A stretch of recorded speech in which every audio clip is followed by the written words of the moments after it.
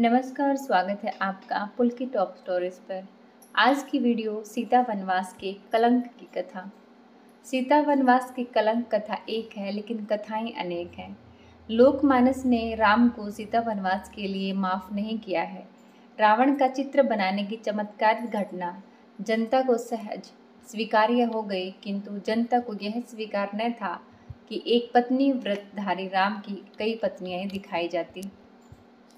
देश में राम विकल्पहीन है और राम कथाएं अनेक हैं।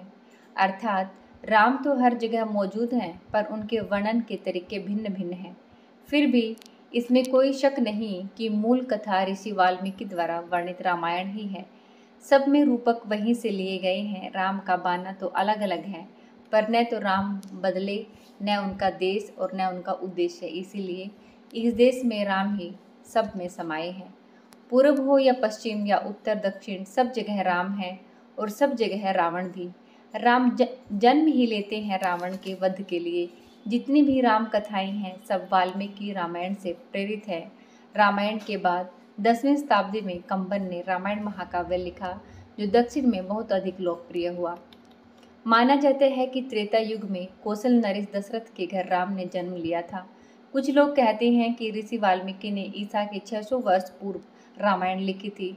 महाभारत जो इसके पश्चात आया, बौद्ध धर्म के बारे में मौन है।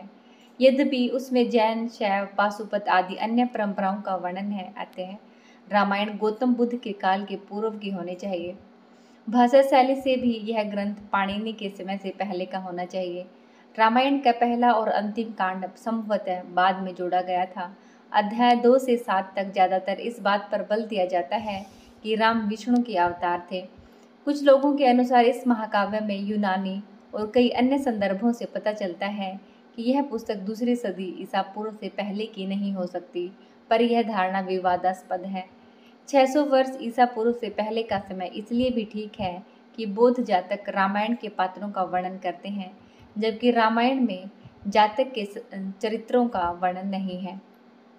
कई चीजें हर रामायण में भिन्न है। उदाहरण के लिए इस प्रकार इस समय सर्वाधिक प्रचलित तुलसी की रामायण रामचरितमानस में अग्नि परीक्षा और सीता वनवास का प्रसंग है ही नहीं। लगता है तुलसी इससे बचकर निकल गए, जबकि कंबन ने अपने तमिल रामायण में इन दोनों प्रसंगों के लिए राम की आलोचना की है।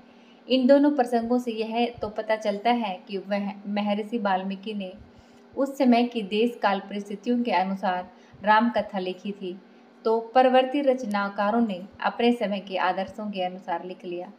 अब इतना तो तय ही है कि तुलसी का समय आते आते ये प्रसंग समाज में अमान्य हो गए थे, इसीलिए तुलसी इनसे बचे। एक कथा के अनुसार रामायण में कैकेयी ने रावण का चित्र बनाने का आग्रह किया। सीता ने रावण के पैर का अंगूठा देखा था, उसे ही उन्होंने दीवार पर बनाया। कृतिवासी बांग्ला रामायण में सखियों के कहने पर सीता ने फर्श पर रावण का चित्र बनाया। बांग्ला भाषा की ही चंद्रावती रामायण में कैकेयी की पुत्री कुकुआ सीता से ताल पंख पर रावण का चित्र बनवाती हैं। इस प्रकार बांग्ला रामायणों में सौतेली सास बहू या ननद भाभी का विवाद चल पड़ा। माड़िया गोड़ आदिवासियों की कथा में ननद के कहने पर सीता गोबर से चित्र बनाती हैं। गुरु गोविंद सिंह की रामायण में सखियां दीवार पर चित्र बनवाती हैं। राम को संदेह होता है और सीता शपथ पूर्वक धरती में समा जाती हैं। कश्मीरी रामायण में चित्र बनवाने वाली छोटी ननद हैं। लक्ष्मण सीता को वन प्रदेश में ले जाते हैं। सीता सो जाती है तो जल भरा लोटा टांग कर लक्ष्मण लौट आते हैं। एक बुंदेलखंडी लोकगीत भी ऐसा ही है। कई लोक वार्ताओं में भी चित्र वृत्तांत हैं। यह प्रसंग पूरे देश और दक्षिण पूर्व एशिया में प्रचारित रहा। इसका विश्लेषण इस प्रकार किया जा सकता है। चित्र बनाने वाली कौन थी? सीता की सौत थी, सखी थी, कैकेयी थी या कैकेयी की पुत्री थी, कोई ननद थी या रावण पुत्री या कोई राक्षसी बताई गई है। चित्र का आधार रहा चित्र कहाँ बनाया गया। कई कथाओं में बताया है कि चित्र फर्श पर बनाया गया, किसी में ताल पंख पर, कहीं दीवार पर, तो कहीं केले के पत्ता या थाली आदि पर। तो चित्र बनाया गया पूरे शरीर, चरण या अंगूठे का। इसके ऊपर भी कई कथाएं हैं।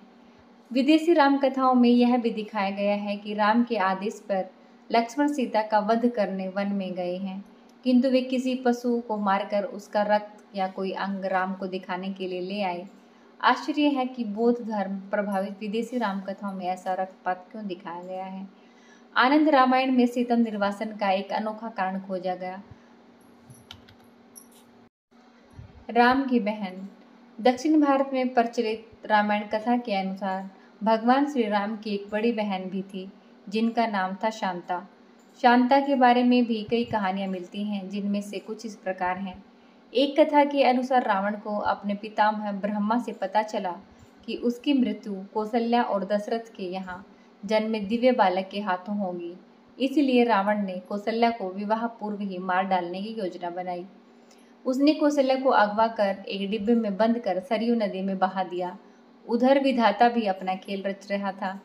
दशरथ किस शिकार करके लौट रहे थे, उनकी नज़र रावण के भेजे राक्षसों के इस कृत्य पर पड़ गई, लेकिन जब तक दशरथ वहां पहुंचते मायावी राक्षस अपना काम करके जा चुके थे।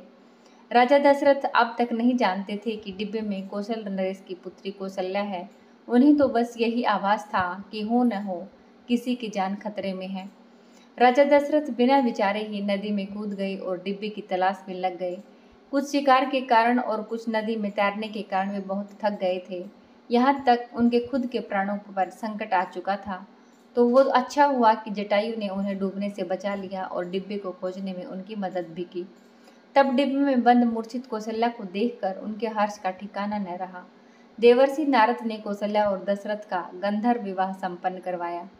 अब विवाह हो गया था तो कुछ समय पश्चात उनके यहाँ एक कन्या ने जन्म लिया, लेकिन यह कन्या दिव्यांग थी। उपचार की लाख कोशिशों के बाद समाधान नहीं निकला तो पता चला कि इसका कारण राजा दशरथ और कौशल्या का गोत्र एक ही था। इसी कारण ऐसा हुआ। समाधान निकाला गया कि कन्या के माता पिता बदल दिए जाएं, यानी कोई इसे अपनी दत्तक पुत्री बना ले तो इसके स्वस्थ होने की संभावना है। ऐसे में अंग देश के राजा रोमपाद और वर्षिणी ने शांता को अपनी पुत्री स्वीकार कर लिया।